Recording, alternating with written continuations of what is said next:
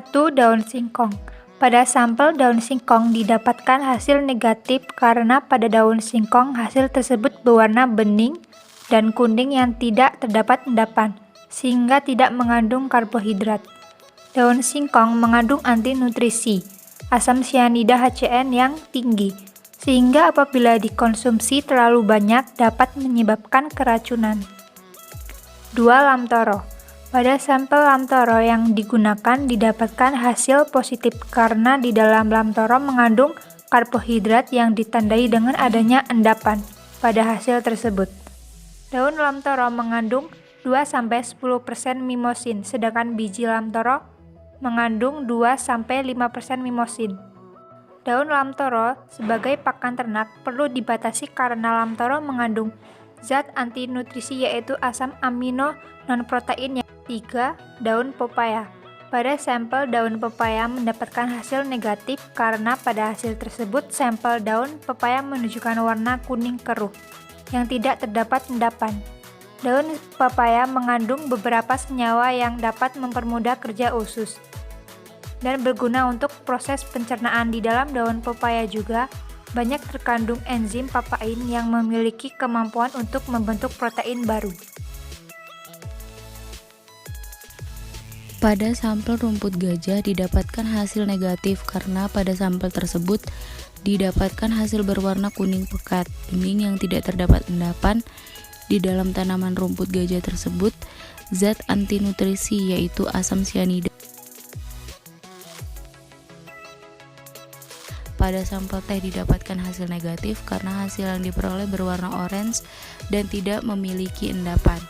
Di dalam teh terdapat zat antinutrisi kandungan tanin, inilah yang terjadi masalah utama dari teh. Di dalam minuman teh mengandung kurang lebih 40 mg tanin.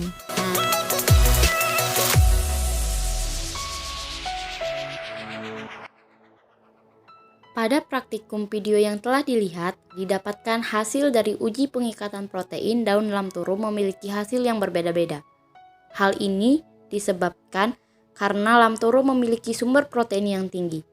Menurut Purwanto 2007, dari 100 gram bahan basah dihasilkan bahan kering sebesar 85% dengan kandungan protein 20-25%.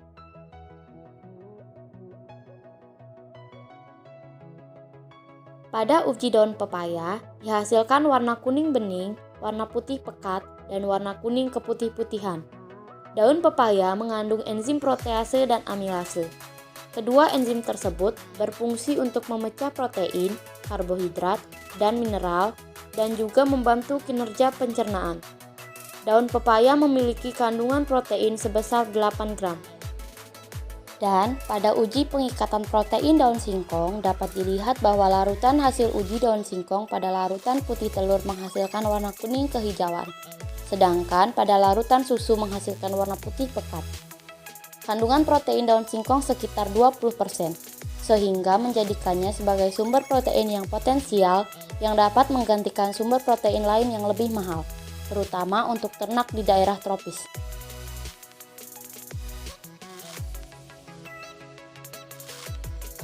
Pada uji pengikatan protein didapatkan hasil bahwa terdapat endapan pada sampel rumput gajah yang diberi dengan susu kedelai.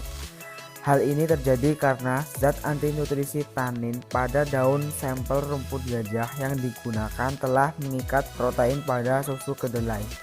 Muller 2006 menyatakan bahwa tanin merupakan salah satu senyawa metabolit sekunder yang terdapat pada tanaman dan disintesis oleh tanaman dan kelompok karboksil, aromatik dan alifatik dari protein. Ikatan kuat antara tanin dan protein akan berpengaruh terhadap kecernaan protein.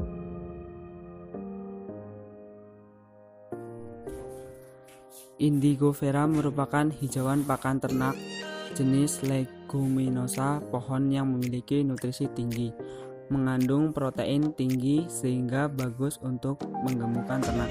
Kandungan tanin pada Indigofera rendah sehingga tidak menyebabkan keracunan dan penurunan palatabilitas. Pada uji pengikatan protein didapatkan hasil bahwa terdapat endapan pada daun Indigofera yang diberikan susu kedelai. Tanin pada Indigofera telah mengikat susu.